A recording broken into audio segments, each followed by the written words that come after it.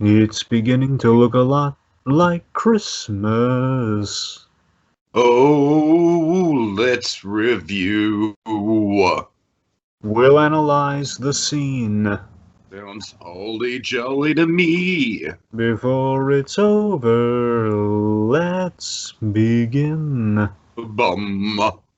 Bum. That's right, folks. Since the Christmas season is upon us, we thought the way to celebrate and get into the holiday spirit would be with some holiday reviews. 6 to be exact. Selected and arranged for your Yuletide pleasure. So, silver up those bells, light the multicolored lights, and go out and build a snowman as we engage in some seasonal shenanigans. You better watch out. You better not cry. You better watch not out. pout. I'm telling you why.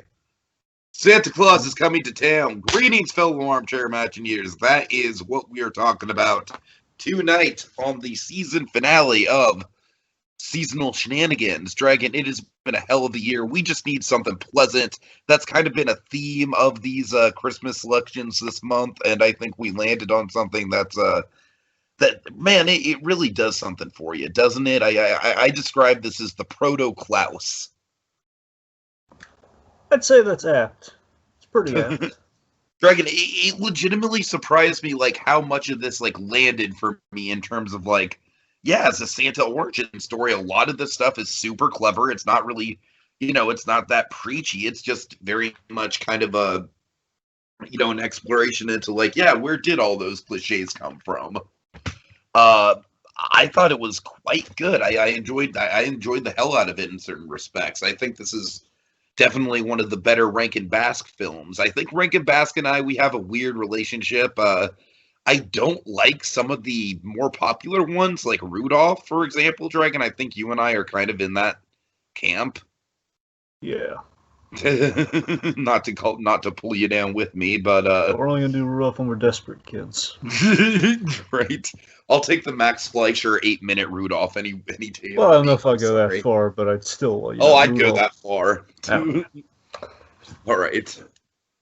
But regardless, Dragon, this one I quite liked. I thought there was a lot of thoughtfulness put behind it, and overall, one of the things that really stuck out to me, Dragon, was it is sort of a staple of Rankin-Bass, but my God, the ensemble cast of characters in this, including Paul frickin' Frees. Give it up, ladies and gentlemen. Oh my God, that was a treat, Dragon. The original Mr. Freeze, kids.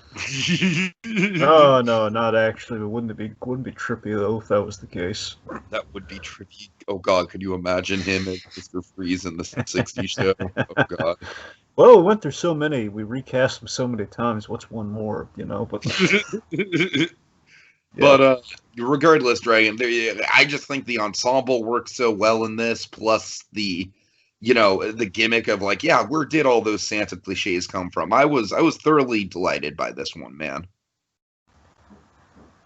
Yeah, for me, I've always been interested in this one, and A Year Without a Santa Claus, which it's kind of a double feature of sorts, because you have this as the precursor to eventually, okay, so we build up why Santa Claus is around to, oh no, A Year Without a Santa Claus is a very dramatic duo, when you really look at it that way.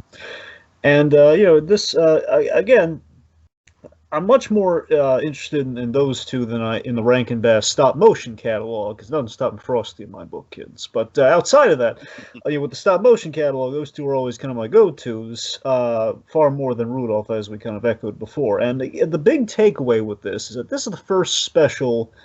This special, it's one of the first times in Christmas specialdom where we ask the big question of Santa Claus's origin story, because Santa Claus, it's like we know how he works, we don't know how it happened. We know, okay, well, you leave out some milk and cookies, gonna be some reindeer, you gotta be naughty and nice. But why? Exactly. So, with this, we give Santa Claus layers that we now, honestly, nowadays, again, all like a Klaus, we try and answer and explore these things today and stuff like Christmas Chronicles or a Klaus or what have you. And basically, anytime we do like a Fred Claus, like anytime we tackle the Santa Claus mythos, we try adding our own spokes to the wheel. But again, I can't say this is necessarily the very first. It feels like the first. I want to instantly just say, oh, that's the first time it was done because it feels just so perfect, just so right. Like, yeah. But you never see the thing. I was kind of attracted me to this is that you never see the young Santa Claus. It's always the white beard and everything. You never see kind of the early years, but you never see Santa Claus year one. Santa Claus year one, exactly. You never see Santa Claus year one. I love like the simple and clever charm to the mythos. I really forgot it was there. Just how, just kind of that simplistic charm that was there, And of course, all that really there with the wonderful Mickey Rooney Santa Claus as well. Of course, kind of one of the American icons as the Santa Claus. I mean, I knew Mickey Rooney had been it, but I forgot like how it all kind of clicked together with that performance and with how it kind of sells. Like there's a really sweet moral to this thing that again we kind of explores through one nice guy, which is kind of the whole like my uncle's got a barn, let's put on a show, Mickey Rooney. Totally. So before we go on, just to make note of it at the top here and probably at the end, but this year marks the 50th anniversary, which we completely lucked into. Oh wow, yeah, you're right. We totally just fell backwards into that one. Yeah, 50 years. This thing came out in 1970 with 2020 again. The lump of coal. 1970, really? It feels like something out of the 50s. That's does. I know it's so weird because I mean Frosty was in 69, but it feels like it might have been in the 50s as well. Right. That's what I'm saying. Frosty comes a year before this, and then Rudolph, I believe, begets. I forget if Rudolph probably begets Frosty. I know it begets this. So yeah. Hence the Rudolph joke we have in this, which is really funny. Of course. Anyway, so 50 years. I mean, it's it's about time we got to it. So let's get a yapping. All right, so Dragon, let's get a plot summary going on. All right, kids, buckle up because you're about to watch this little 50-minute special. Oh, it's 50 minutes too. It's like all the 50s going on here. No wonder it feels like the 50s. It's 50 minutes. It's on the 50th anniversary. What do you know? Anyway, fast forward this 50-minute puppy here for you kids in like probably less than a minute. So just buckle up. Okay, here's the movie in a nutshell. The special in a nutshell. So a friendly Fred Astaire mailman answers children's letters asking about Santa Claus, which leads to an origin story of Santa Claus, basically a baby raised by the Kringle family of elves, who eventually grows into a nice lad, and who gets the idea to give toys that the elves have made but had no place to put them. We're going to deliver these gifts to the kids, which bad timing just conflicts with this brand spanking new anti-toy law of the town of Sombertown, resulting in Kris Kringle's transformation into the identity of Santa Claus, which results in him falling in love, making powerful friends with winter warlocks along his merry way, and resulting ultimately in the genesis of the Santa Claus mythos and the Santa Claus is Coming to Town song. All right. So let's get straight into the characters then, Dragon, starting with Kris Kringle himself, played by Mickey Rooney. It's been a hell of a year for Mickey Rooney on the podcast, Dragon. That it has. We go from Movie Mason to Kris Kringle. These are the... Yeah. So first of all, go ahead. Anytime we talk about Just Giggler, the origins of Just Giggler, we always bring up Mickey Rooney with the whole Yucca, but also we do bring up Mickey Rooney quite a great deal when you think about it. So one of the big things, the big origin points I want to hit right away, just to make sure we don't gloss over it, Dragon. I love the origin story of the laugh, where he's, it doesn't even make a lot of sense, but like the sea lions of it all. Yeah, it really doesn't make sense when you really think about it. No, it really doesn't, but I feel like that's par for the course with this special, where does it make a lot of sense? No. Is it charming? Absolutely. Yeah, I kind of forgot about the sea lions part, because I thought I had like a random, like, kind of jovial laugh, but you're right, yeah, I did have that bit with the sea lions, so yeah, that's where you got the laugh. You're right. Yeah, it's But weird. here's the thing that dawned on me on the rewatch here, because it's been a while since I've seen this one, because there's a lot to watch around the holidays and until the advent of just kind of stumbling upon things, and nowadays it's kind of harder and harder to stream things. So you got to be kind of be like kind of a gunslinger with the record button this year on the holiday specials. Otherwise, Apple's going to grab it up. Oh, you better believe it. Yeah, sad but true. Anyway, so rewatching this, I got to tell you, it kind of dawned on me that with kind of our young kind of red-headed Santa Claus, he's kind of in kind of a, bear in mind this is way before this, I think it's a little before this even happens, but just go with me for the comparison. He's like a Richie Cunningham type. Right, For your Santa Claus, or was kind of the affable, kind of all-American kid, like, oh, what a nice lad. There's this nice guy who comes from good stock with the elves, with the family of elves. He's taken in by these kind elves. Sure. Yeah, he's taken in by these kind elves, and he just kind of wants to help everyone to kind of make everyone's life a little more worthwhile. Just kind of make everyone a little happier. Which I mean, such a genuine, nice thing, you know. Yeah, it's almost kind of like that character mixed with a Mr. Rogers type, where it's just like, he doesn't want to see any conflict. He's very childlike at heart. He's got an iconic outfit. Just all around, just a very. You know what I like about this characterization too, Dragon, that we should hit on.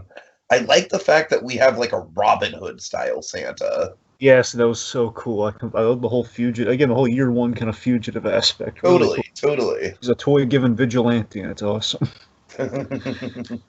No, that's the thing. I like that with the whole toy thing. It puts toys to good use to cheer up the kids, and essentially with incentive instead of in lieu of chores. Because the IDs are predominantly, they're all good kids, as he lovingly just kind of laughs off himself. Oh, they're all good kids. Uh-huh. As he's making this little list there, he says, you know what, these kids, they're being good for what reasons? It's kind of making them miserable. Well, let me reward the goodness by giving them some gifts, being kind of the incentive with all these things. It's quite nice. And I just love that. It's kind of reflective of when we learn about his origins in here, which you kind of forget is that he was a baby who essentially lucked out of kind of growing up in this miserable place. He was raised by happy little elves, right? And that kind of showed, kind of turned him into a really nice man who ultimately kind of almost a Superman mythos, if you will. Yes, in a sense, pretty much. In a weird way. In a way, certainly. Very again, hence the mythicness. But yeah, and again, ultimately, he inspires everyone to be their best selves. Because again, he had the advent of he had a happy upbringing. The town's called Somber Town, so clearly he lucked out not growing up there. Right. Any way you slice it, he's kind of the outsider in quotes rebel. Me, a rebel. Ever since Pee Wee Herman have we gotten kind of such a response to being a rebel. Let's face it, Dottie, I'm a rebel. God. But yeah, he's the outsider who is, he's kind of, I love, my favorite thing about Mickey Rooney's performance, and you can tell me if you have this, I just love this kind of calls it as he sees it approach. Because of that Mickey Rooney effect, where he just says, well, that's a silly law, he's just kind of like laughing it off. Right. He's got very much kind of his whole one foot in front of the other philosophy, which kind of is the whole how he affects the change and everything. Oh, just got to put one foot in front of the other and see what takes. Sure. Yeah, just a simple, kind man who became an icon without an ego, which is really impressive. He didn't rest on his laurels. He's just doing a nice thing. Yeah, very humble guy. And like we said throughout the thing, we get a lot of clever explanations along the way for, and it really comes down to just if he's an outlaw, then they're gonna, then the only way he's gonna go through is through the chimney and stuff like that. It all fits together. The puzzle pieces, really do fit together quite well in that regard with the mythos of it all. And the Robin Hood aspect makes him a guy you can root for too. Where and again, the bigger takeaway with all this, why the heck we just keep harping on the whole he's a good guy. Even the specials is he's very good, isn't he? At the very end, the kids' letters. Yeah, he's really good. But no, it's the fact that it's you don't need to be special to be Santa Claus. Where he's a nice average Joe, being the idea. He's sure, yeah. He's not special, but we've deified him into being special because it was such a unique concept. Again, very Superman-esque with paralleling our paralleling the mythos there as you did earlier. But yeah, again, that's what makes the icons great. It's just there's something they're thinking differently than everyone else. We'll get you a Jim Henson or a Stan Lee, just some really nice guys with some good ideas. Sure. Okay, so then we get to Jessica and Dragon. This is a really unique Mrs. Claus, man. It really is. I gotta tell you, there's stuff to her, not a whole lot, but there is stuff to her. And I gotta tell you, there's something really likable about Jessica. I can't exactly pinpoint it. I really like her design. I think she's got I love the whole school teacher design. I like that, she's basically, she's the lovely school teacher who falls for old Kris Kringle here. She represents kind of the status quo, kind of from the adult perspective of just like kind of the reaction to this guy. And again, she also is kind of the connect for the Santa Claus's mission between him and the kids. Like she's a great intermediary with all that. Like she brings kind of she's kind of like the adult who kind of cares for the kids as the teacher, and he's kind of the guy trying to kind of do right by the kids as the gift giver. Right. So yeah, just altogether, very, very pleasing stuff there. Like you said, with the school teacher element, I think it makes sense. And then not just the school teacher element, Dragon, but it's the fact that she's a very forward-thinking school teacher. That she is. Like, again, she's not just like scoffing or anything. Like, oh no, like no, that's not how it's done at all. Get out of here, you crazy red wacker. Right, exactly. But that's the thing. That's what I'm saying. She represents kind of the adults in the audience's relationship with. Sorry, the adults in like kind of how the audience of parents and everything would be in relationship to Santa Claus, where they're kind of charmed by him as the elders in the room are, But I also like that she's the impetus for certain aspects of the mythology. Like she's the brains behind the flying reindeer. We gave her something pretty big there. That's pretty cool. Right. Wait, you have magic corn? Why didn't you say anything? Yeah, let's use that. Like, yeah,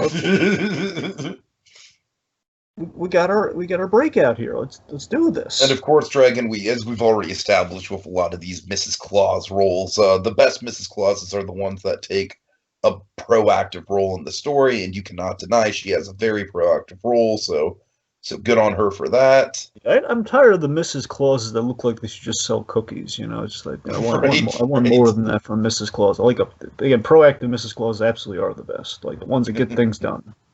Oh. All right. Okay. Oh man, let's get to the Winter Warlock Dragon. Oh yes, so that was another reason I was really excited to get to this because here's the Winter Warlock is kind of my big totem for this movie this special's very overlooked because everyone every time Rankin-Bass and Christmas comes around, one or two things gets brought up. I'm not counting. Well, it's in Rudolph. But here's the thing. One of two things always comes to mind. People are either thinking Heat Miser, Snow Miser, which is great. Nothing against that. And the other thing is like, oh, the giant Snow Yeti. But forget that Snow Yeti, man. Look at the Winter Warlock. He's awesome. He's got an arc. He's got a great arc. So he's played by Keenan Wynn. Now, Keenan Wynn is a great character actor. Fun fact, speaking of Superman, I swear, we're just kind of lucking into the Superman thing, too, as we're just kind of talking about it. But he almost played Perry White in the Superman movie in '78. Keenan Wynn got sick though, so he couldn't do it. So they got the other guy. Huh. A little fun fact. All right. Anyway, yes, Winter Warlock. What do you got? Okay, God. For me, Dragon, it almost feels like a coding for like something like bipolar depression or something like that. There's a lot of layers going on with this guy in terms of like just psychologically speaking. What do you think? Like, what do you make of that?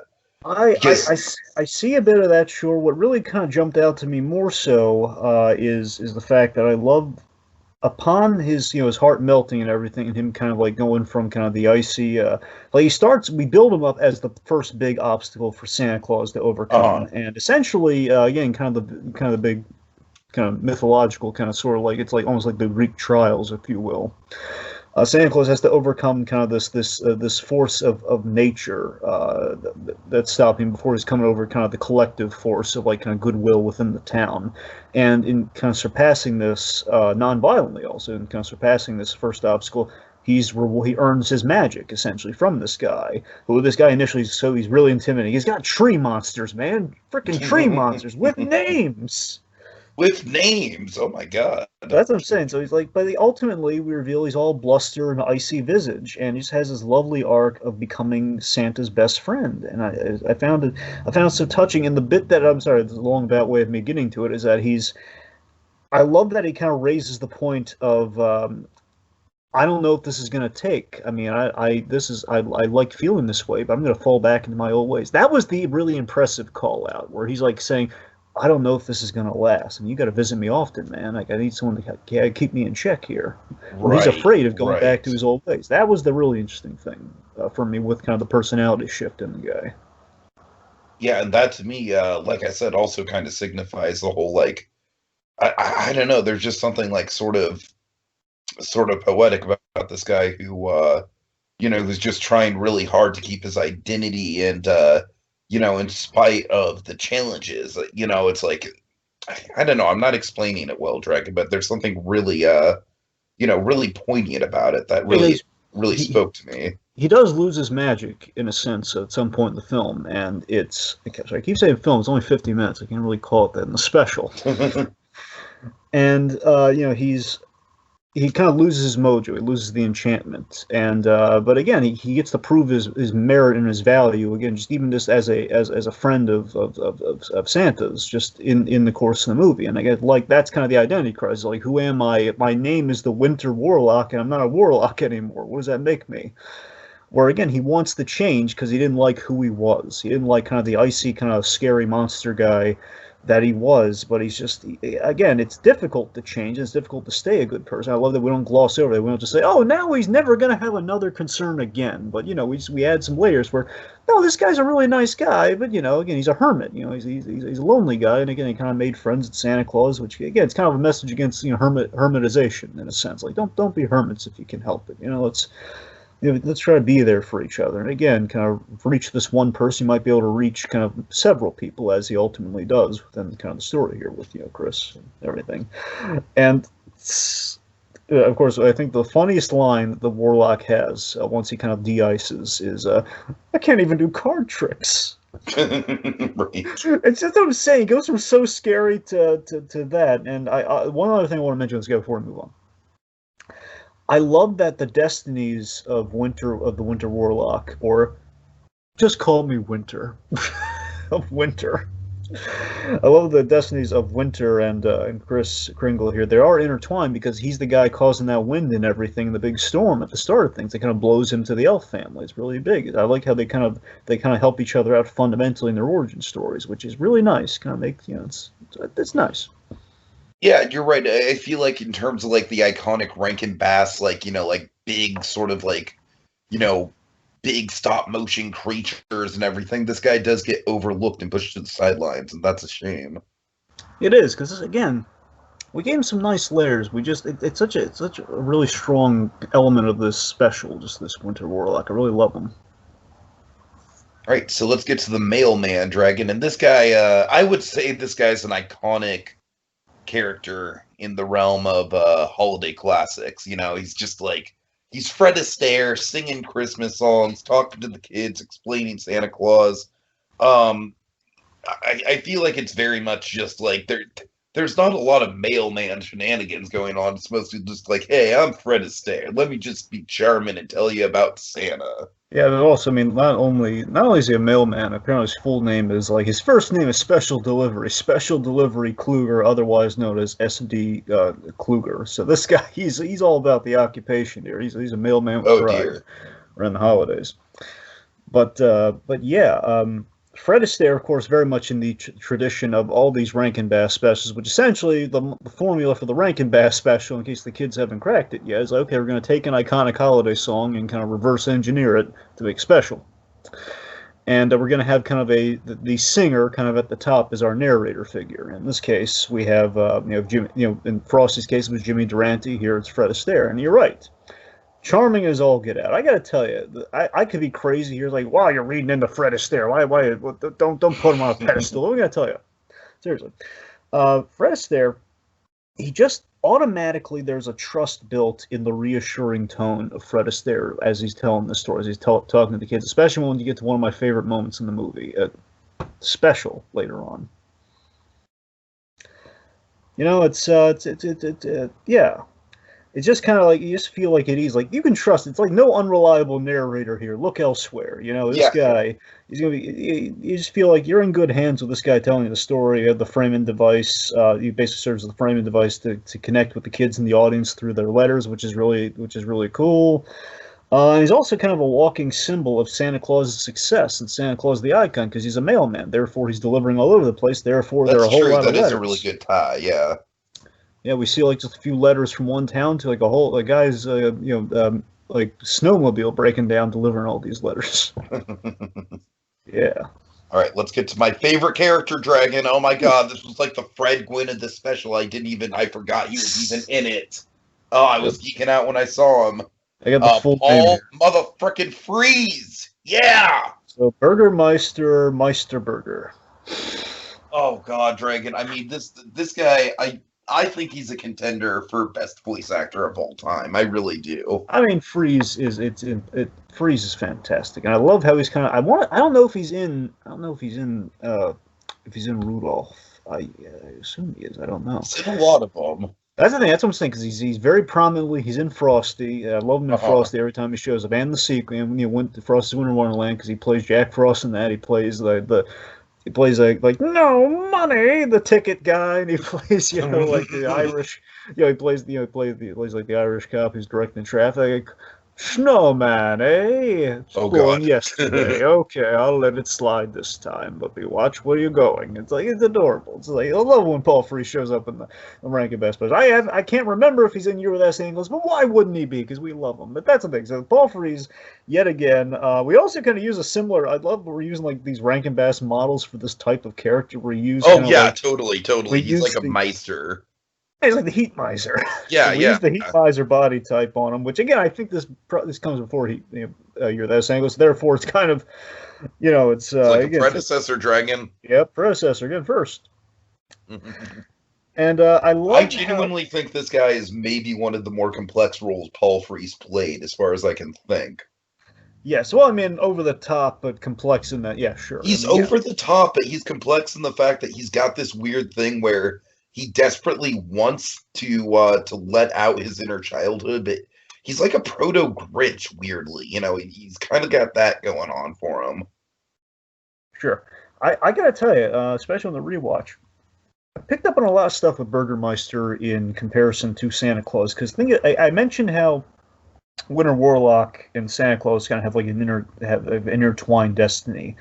We kind of have that as well with Burgermeister. Because think about it. I completely forgot about this on the first watch too. Was that I forgot the irony in that this short-sighted, kind of cruel king almost became Santa Claus's non-biological father.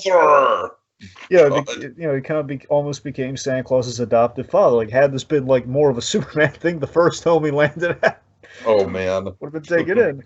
But think about it. So we have we have the kindly king of the holiday season in Santa Claus, right? Yeah. Like the people's king. Like, oh, we love this guy around, the king of Christmas, so to speak. Against this man who's an actual king who doesn't care for children or toys.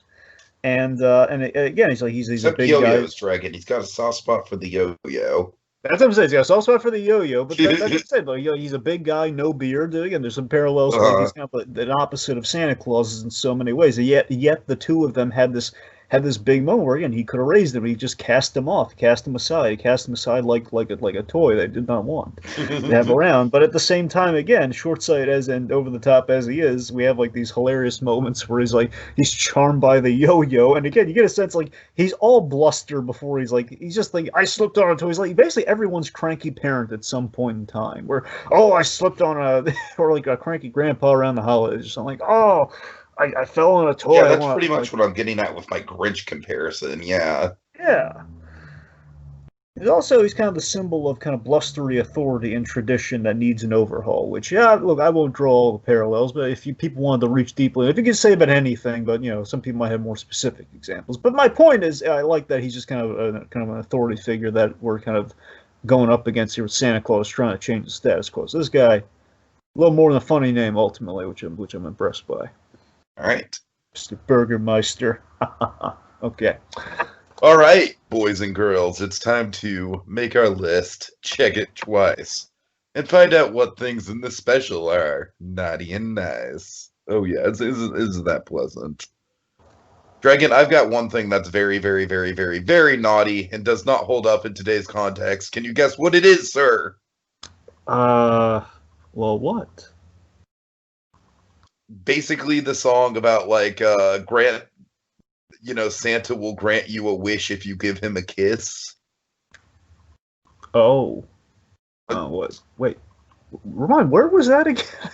It's like, oh god, it's in there, Dragon. It's in saying there. I completely forgot about it. Where is this? I mean, I could give you a timestamp if you wait long enough, man. Tell me, like, is it a lyric? It's a lyric in one of the songs. No, it's like a song. It's like a full blown, like it's the main chorus. Wow, I missed that. I don't know where I was. It's uncomfortable, man. It's like when all the kids are like gathered around when Chris is first. Oh, okay. So when they're all sitting around like the fountain or whatever. The fountain, yes, that's exactly it. Oh, you're okay, right. So that's where it happened. All right, okay, I got you. And Dragon, it's really uncomfortable. It's just like, all right, kids, I'll give you a gift if you give Santa Claus a kiss. All right, yeah. But again, Dragon does not age well. Yeah, and it was the 70s, and the 70s trying to be like an older generation, so it was, you're not wrong, okay? Today, not so much. Thing about this that really sticks out like a sore thumb, Dragon, I got to admit. But again, to be fair, a lot of stuff overshadows it around that scene, though, because, we have him meeting Jessica, and then we have like the whole yo-yo gag. It gets everything overshadowed. Pretty quick. But I'll admit though, I did miss it because I was enamored by the rest. So. Yeah. But should we start with the naughty then, since you've teed it up? Yeah. What else you got? I don't have a whole lot because again, it's Rankin-Bass, man. There's not a whole lot. For example, the double-edged sword of Rankin-Bass with their style. So on one hand, Rankin-Bass, other hand, a little janky at times. Sure. Again, early era stop motion. We're figuring it out, folks. It's a big deal. I mean, we don't have the inspiration for Nightmare Before Christmas without some Rankin-Bass. For example, I'll give you a few quick fire field, like the snowmobile breaking down, a little janky. Just like the way that snow falls and the timing's off. We have this the wind effects when the kid's being blown away. It's a little iffy, and unfortunately, Fred Astaire in real life, tremendous dancer. The special, well. Not so much. How dare you? Okay, so the framing device, much as charming as I think it is, it's a big cheat. It's a cheat because, again, okay. Do you think it's as chronologically kind of confused as I do? Well, here it's less. I don't know if chronological is the right word, Tiki. I mean, you might. Here's the thing: it's that I think the passage of time in this movie is a little wonky. Well, the problem more so to me is that it's okay. So the idea is he's responding to letters, which is good. And essentially, all these they're framed kind of in that sense, but he's also talking to the kids. So we're breaking the fourth wall, but we're also we're framed around him reading letters. Oh, can I just say I really don't like the actual kids' voices in this. I think if they were to do it, it should have been toned down. I don't know, but I don't mind the actual kids' voices. But I'm just saying this, the whole conceit is charming as it is, it just feels like what is he doing? Is he reading the letters or is he talking to kids in the audience? Because again, he's kind of having a conversation, but if he's answering the letters, I can get on board with that. But again, he's talking to kids that aren't there when how is he going to read? Well, why is he talking to the letters as if they're a real person? But then again, you kind of need it, otherwise we have no narrative device. So it's kind of a necessary evil. Also, if you really think about it, he's kind of breaking some federal laws right now because he's reading other people's mail. True. He's kind of a terrible mailman when you really think about it.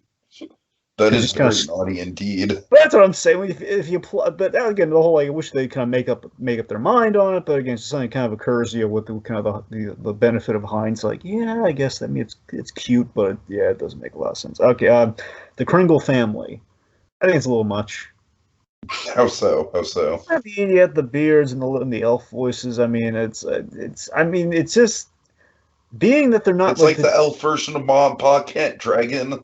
I mean, sure, but here's the thing. Look, let me put it this way. I love the Ma Kent in this. I love the whole Tanta Kringle. I love the matriarch of Lowell. She's great. She's fine. I think she's all we really need ultimately. But the like all the silly name like Wingle, Dingle, Mingle, and Oh, that I Shingle, can agree on. Yes, and yes. like I forgot that those silly name characters were even in it. and again, like the idea, of, like a bunch of these like kind of weird, kind of bearded, characters with the high pitched voices that are kind of like the seven dwarves, but they're not. And it's like like Rankin-Bass is stabbed with the seven dwarves. It just feels kind of weird. And again, like they're all, I don't know. It's like it just seemed like a little bit much. Like, why do we need to like hammer in the beard point that much this early? But then again, we're gonna get there. Like, I don't know. It's a little. I think it was a little iffy, a little much. Not terrible, just a little much. It's like the it's kind of the hokey scene within the piece. Like, yeah, it's a little hokey, but it gets us to the mother, so it's nice. Okay, let me see. It's an odd choice. I don't know if you noticed this because again, I missed out on the whole kiss Santa bit, but I don't think you caught this bit about to bring up. It's an odd choice that during the song or they're building the toys, where the elf or the kind of the Kringle family builds toys, we see a shelf of dolls and like a little book with the dolls that wink, right? Yes, yes. They look exactly like they basically reuse the model of Jessica for these. Oh, yes, I know. I did notice it. I did notice it, Dragon. And It yes, just it feels was like off-putting. it feels like an odd choice. I mean, look, if you want to get all Freudian about like, hey, the doll he's been staring at for like all his life, It's the perfect woman, Dragon. yeah, it just feels like in a rank investing where you basically we want to invest in this Jessica character. I don't think it's the best. It's the best idea. Okay, we're gonna make our doll that we're trying to sell as human an actual doll. It just seems a little counterproductive for the stop motion of it all. Might just be me. I don't know because I mean in the book she's directly modeled after Jessica. I mean there's no mistake, and it's like we reused the model because yeah, it's a pretty model, but it's still like I don't know. And last little funny observation was again all of these are pretty light as you can probably gather with the actual naughty even his. Right. Not really a whole lot of truly bad stuff I can say outside of maybe some janky animation, but again, Rankin-Bass. Burgermeister. He's singing and dancing well after breaking his funny bone. Just saying, like, literally, like right after you got a broken funny bone, he's doing his little song and dance about banning all the toys. Like, man, he got better fast. Yeah. Yeah, he should be on his feet. I mean, then he kicks a book like, what do you? I mean, yeah, it hurts him. Yeah, well, he shouldn't be able to do all this either. Oh yeah, folks, that's the worst we can say about this. I think that's kind of telling. But let's talk about the nice, because as Mickey Rooney Claus here said, oh, they're all pretty nice. Right. So, just generally speaking, Dragon G running theme. It just gives just a nice sort of feel good quality to the whole thing. It's just everyone is very pleasant. There's no real bad guy if you think about it. I mean, Burgermeister is the bad guy, sure, but he's Paul Frees. He's very entertaining. There's, you can't really deny his screen presence. So. I like taking the year one approach with the Santa Claus origin. Before it was kind of commonplace for us looking at the whys and everything behind. Like, what if Santa Claus had a brother? What if he did this? What all this? From henceforth, I will be an outlaw. Yes, a very strong voice cast and performances, as we've kind of highlighted. Something we didn't talk about at all. We got to bring up here. Topper, man. Well, how do you feel about Topper? I thought it was a nice, a little cute random penguin. It's random as all get out, but he gets a little penguin sidekick, kind of cute. I mean, it's another Rankin-Bass, standard. You gotta have it. You gotta have the cute animal sidekick Dragon, and it works well. It's like they arrest the penguin in the bust. Right. It's really funny. All right. As I said, I think one of the big pros of this thing, I'm going to keep harboring in on it because I think it really is probably the most impressive element, is the fact that they were able to take all these cliches and put it into an actual story that makes sense in context, and like we are the kids in the story, like, oh, that's why they use chimneys. Oh, that's why they use stockings. The writing in this Dragon just conceptually is just really clever. Exactly, just to kind of piggyback off again a lot of the origin, more like the origin of Santa Claus accoutrements. Like again, you mentioned him being a fugitive because the whole breaking and entering at night angle, which is really clever. The Kringle name, I like how he set up the suits. Like the family suit is like it's like a tribute to his family, to his adopted family, which is kind of nice. The stockings like hiding places for the goodies once they're now outlawed. The reindeers using them as like a means of escape. Speaking of the reindeers, again, the Rudolph gag is really funny, where it's like they're naming all the It reindeer and is. him, and like, no, that's a different story. It's kind of like War Machine, like next time, baby. Yeah, yeah, You yeah. see, folks, Rankin-Bass were building cinematic universes decades before Marvel was. That they were. That's true. So let's see. Again, as I mentioned, on the whole, again, we're kind of doing the Rankin-Bass tradition really well here, where we are reverse engineering our plot points via the song in question. I'll say, you better keep working on. You better not cry. You better not pout. Of it all. Yeah. Let's see. Okay, one of the sweetest. This almost made my moments here, but I gotta get in there somewhere. The Christmas Eve wedding, I thought was such a sweet, genius idea. Yeah, and it's like it's probably the most religious element of the whole thing, but it works so well. Yeah, just the idea of like the genesis of the Christmas tree just Uh-huh. being kind of like a wedding in the woods because he's on the lamb, and just like putting the wedding gifts under the tree and decorating the tree up instead in lieu of a church. I mean, that's just it's a I just love that ultimately, and when they pick a day for Christmas Eve, they pick the day they got married, and I love that we've made the holiday itself a tribute to a kind man's love for his wife, and not only his vow, we tied in his vow to her, along with his vow to kind of honor the thing that brought them together in the first place, which is giving gifts to the kids, as like the day he's going to deliver these gifts. I mean, everything about that just works wonders, don't you think? Yeah, absolutely. And speaking of which, is ultimately like how we show a man's life unfold. Like we start off with the young man, end up with the old man with the spirit of said young man. It's quite kind of nice seeing go from being Santa Claus to It's a cradle to the grave story, Dragon. yeah. Well, it doesn't die at the end, but Well, yeah. not the grave, but you know what I mean. Well, he's more. I think he's been cradled to the gray than cradled to Sure. Yeah. Yeah. Also, I like Burger. I love Burgermeister's comeuppance and his fate. I love how we do that. Where basically he's being forgotten versus Santa Claus cultivating the legacy for himself, where everyone had a laugh and forgot about him Uh-huh. ultimately. Which again also something. And eventually the family died out, which is logical. It makes Yeah. sense. And again, Santa Claus. We're going to him being kind of classic Santa Claus. It all worked out. No, there's again. I Yeah. like there was no fighty in this. Where there, where Right. other things would have crafted a reason. Like there's going to be an army. The king's got a royal army, and we have the woodland Oh, God. critters. All that sort of stuff. Also, what do you think? I completely forgot about this. The live action newsreel footage at the top. And would you quantify that as nice? Because I thought that was kind of unique. Like you never. I Really saw. thought it was nice. Yeah, I would quantify it as nice, definitely. It was unique. Yeah. So it's oh, and again, just the build up to the Winter Warlock, because we had a really sweet build up on this guy. Because next time he'll have to go through the woods and he'll deal with me. And we had like all lightning and the storm and the whole. He kind of created the wind that separated him and kind of made him the man. We built up the Winter Warlock. Quite nice. Sure. All right. So let's talk some merry moments. Airy moments. All right. Who has the first one chronologically, Dragon? That is probably me. Sure. Well, you and I were kind of in the same boat. You know what? Technically, it's you. That's what I thought.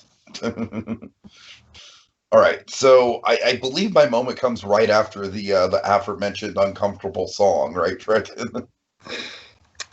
Yeah, pretty. Actually, I think it's right before that, if I remember. Right before, okay. It's either right before. I think it's So right Kris before. Kringle is making his way about town. He's giving everyone the Christmas presents. All the kids are flocking to him, man. And along comes the school teacher, and the school teacher's like, "Hey, that's against the law. What are you doing?" And Dragon, we think at first like, "Oh no, this is going to be like either the villain or just kind of like an antagonist or a curmudgeon-y kind of Scrooge character that we're going to have to convince." And Dragon, what I love about this moment is that it kind of conveys in one simple gesture what Kris Kringle is all about. He gives her the China doll, kind of conjures it out of nowhere, stops her dead in her tracks. You just see the genuine reaction to how much she appreciates it. And boom, right there, Dragon. That's what I really think this special is all about in terms of just like, like the warmth and genuine gift giving and care to your fellow man and all that.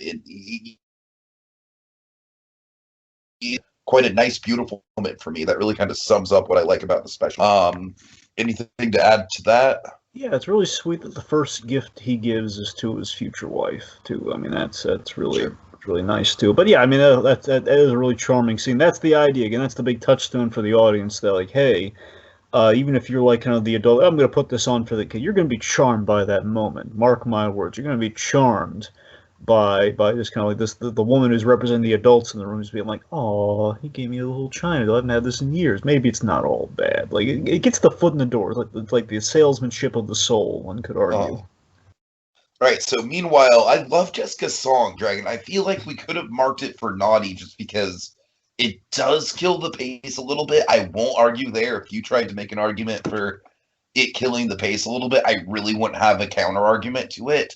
But, Dragon, what I love about it is the multimedia element to it. You got the 2D animation, you got the stop motion, you got kind of like the surrealism going on with it.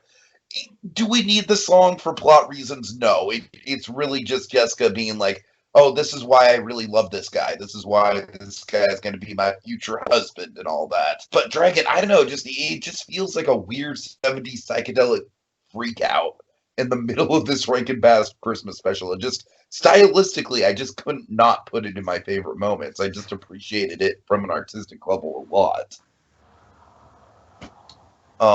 And then finally, Dragon, I love that we get, after Santa Claus goes on the lam, we establish, like, this is the ultimate Robin Hood Santa Claus moment for me, Dragon. This moment's so cool. It's like a superhero moment for me. It's like a superhero reveal.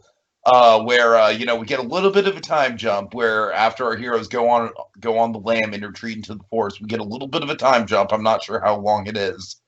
But then we see the back of Kris Kringle's head. We see the back and the red suit and everything, but we're not revealing his face yet. We're not revealing his face. And then we see the poster, the wanted poster for Kris Kringle with the shaved face. And then we get Mickey Rooney's great like, ho, ho, ho, ho, ho, ho, ho.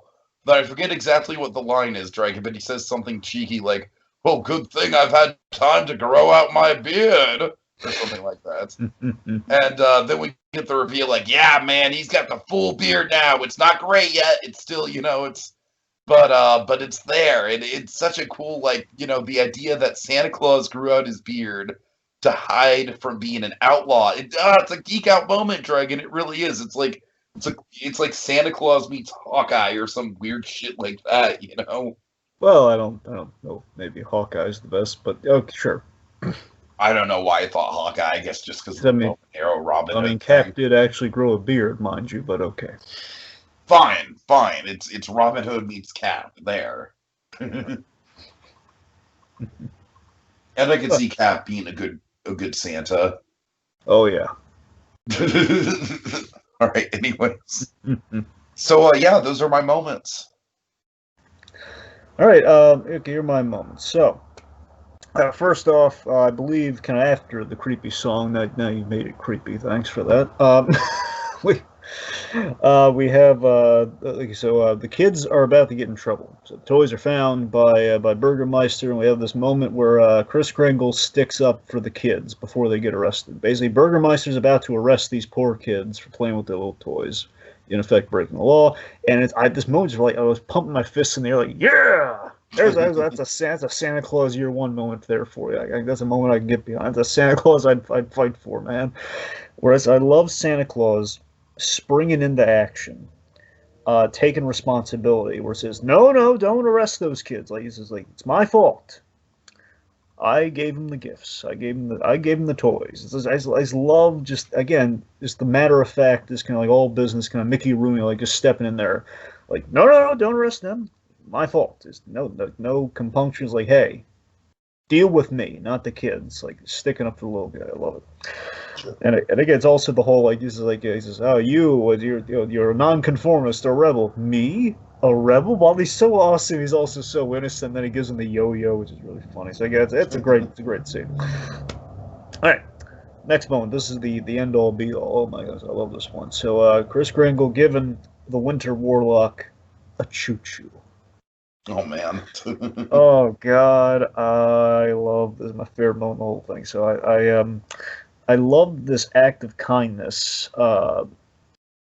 This towards this hermit. You know, one saves his bacon, but two, this kind gesture melts so many hearts. I feel melts his heart in the literal sense. I think it melts the audience's heart in a sense, and he makes a friend with the Warlock here.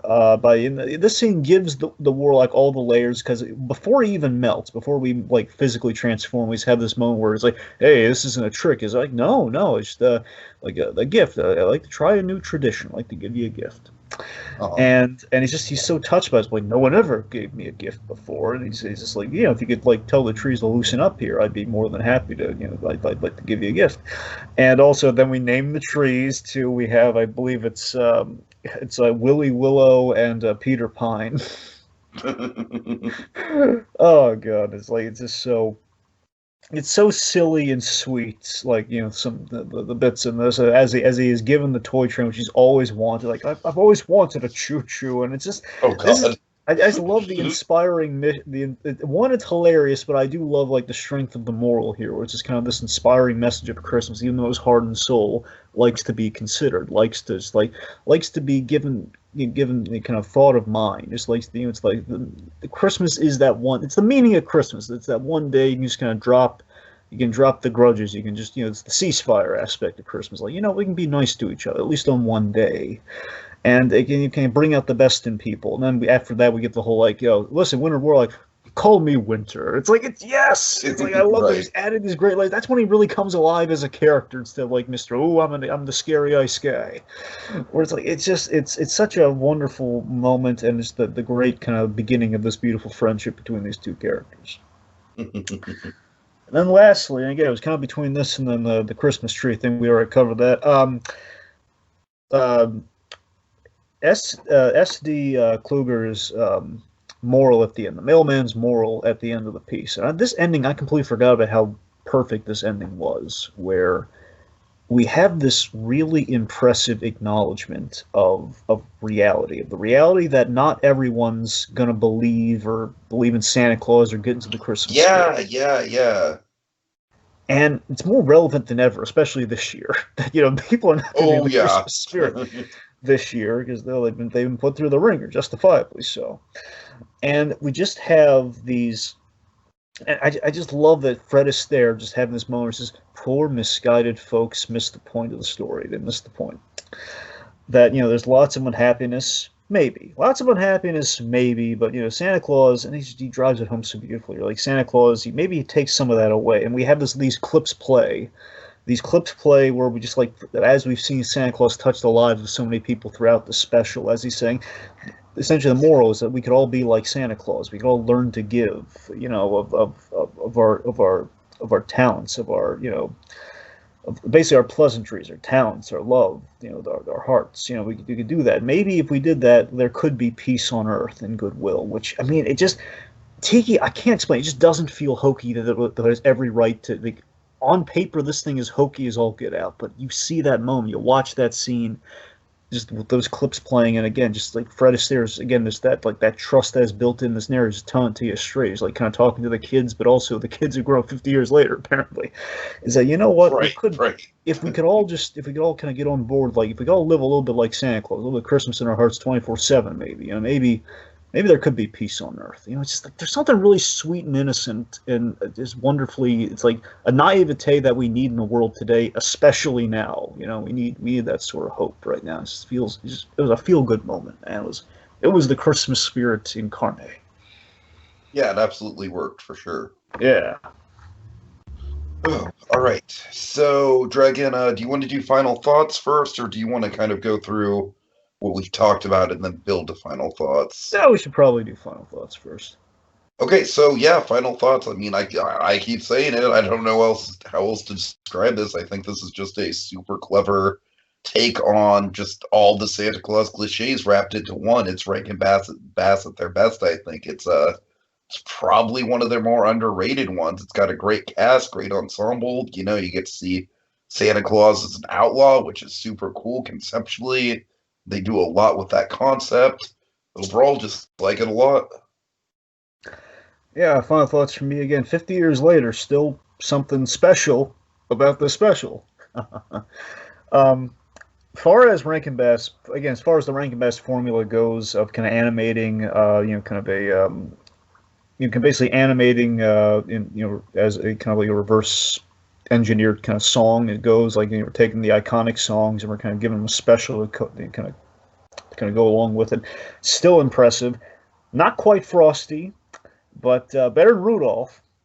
Definitely better than Rudolph. It's a shame this one gets so lost in the shuffle that it just of the rest, because everyone's always going to the other ones, and again, because this one's always stuck with me just because just that visual element of the younger Santa Claus that we never see. There's something really unique about it because it's kind of we're going against the traditions by showing how the traditions started. There's always something to be said for the original. I mean, I know Rudolph comes first, but just in the case of the origin story, at least, there's something to be said for the original in that sense. And it's good to know where stories come from and how legends form. And we're still doing it now with Santa Claus, with like a Klaus or a Christmas Chronicles, or you name it, or whatever we got going on next, or over the years, like the Tim Allen Santas. We're always looking at how Santa Claus works, and sometimes we're looking further back. There's a lot to be mined from there. And again, we got to pay tribute to the guys who did it either best or first, or just kind of like in kind of the most iconic sense with something like Santa Claus is coming to town. Like ultimately, this thing feels like it earned. Like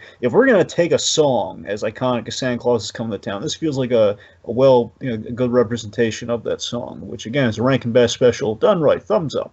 I like it. So let's quickly just go through all the ones that we've talked about this year, Dragon, just to kind of give our final thoughts on the season as a whole. I thought it was overall a pretty eclectic but nice season. Starting with Christmas Chronicles 2. Christmas Chronicles 2, I really do think it's like, I don't blame people if they're not into it, because it's a lot. But if you are into it, you're in for the Kurt Russell, you're in for the Goldie Hawn, you're in for the clever world building, and I gotta say, I thought the second one not as airtight as the first, but it still had quite a few charming things going for it. That did. Mrs. Claus definitely the MVP of that one. Okay, let's see. Lego Star Wars Holiday Special. Honestly, Dragon, this is the one where it was nice. It definitely had a lot of clever moments in it with, just kind of making fun of the Star Wars mythos as a whole. A lot of cool fourth wall breaks and everything. Not as much of a holiday special as I would have liked, but I guess in that regard, it's maybe not what I was looking for, but maybe I was kind of like had my expectations too high in regards to that. Well, it wasn't as much Life Day as I was hoping for. Exactly. But again, it's as kind of like just Lego Star Wars usually doesn't. Lego Star Wars doesn't disappoint. It was entertaining. It was very Star Warsy, but it's kind of ultimately like giving the second bite of the apple. Like, hey, Disney, you can do a holiday special. You can do it right. Are we going to take an ambitious bet and just go really for it, like all of some of our pitches for a Life Day? Just like, no, we're going to just put them in some sweaters and talk about gifts. That's all we're going to give you. Maybe I'll give you some tip. That's about as far as you can go with it. You can do the Wookiees, but no, we're not going to do like a whole Wookiee centered thing, right? But again, maybe Favreau will do it right in The Mandalorian. It's possible. It's possible. Forget a Guardians of the Galaxy holiday special. Anything's possible. All right. Then we had The Night Before Christmas. Dragon, I'm just going to come out and say it. This was my favorite one of the season. Really? It's not the best one of the season. I think that would probably have to go to Christmas Star. But Night Before Christmas is just, Dragon, it's absolutely like everything I could ask for in like a cheesy, kind of like bordering on so bad it's good Christmas rom-com. It really ticked all the boxes I was hoping it would tick for me. I really thoroughly enjoyed my time with it. I found the magic bean. Oh God. Yes. How to Train Your Dragon Homecoming. I think not enough people are talking about how cool it is that this franchise is continuing its continuity. And Hiccup is now a grown-ass man with a family and a giant, and we're seeing him in full-blown fatherhood mode, and it feels so natural. And that's always been the best part of the How to Train Your Dragon franchise, is their ability to age up your characters. Incredibles. But Why you gotta but go yeah, through- it's I'm cool trying to that celebrate the holidays. it's cool that that tradition is continuing. Let's see, we have the Christmas Star, folks. Check that out on Disney Plus. Ed Asner playing a con artist Santa Claus, a lot of fun. Fred Gwynn playing the guy who's chasing him down. I mean, just what more can you ask? That's probably objectively the best one we covered. Yeah, I'm still thinking about the Christmas Star, man. It was awesome. I don't blame you. I don't blame you. Then finally, Santa Claus is coming to town. I mean, what can you tell you? It's a bona fide classic for a reason. I think we picked a great one to end out on, given all the cynicism of the year, the 50th anniversary. I think this kind of checked a lot of boxes, Dragon. I really do. Yep. Okay, folks. Well, this will be uploaded on Christmas Eve. Christmas Day, we will be uploading our recap of the Just Giglet sketch, You're a Better Gift Giver. And, that'll be fun. Co-starring Kelsey Perbilski and Joshua Thomas. All right, so, Dragon, go ahead and take us out. Well, folks, time to dash away, dash away, dash away all. But as we wave goodbye, don't you cry. We'll be back again next year. With even more seasonal shenanigans. Fa la la la la la la la.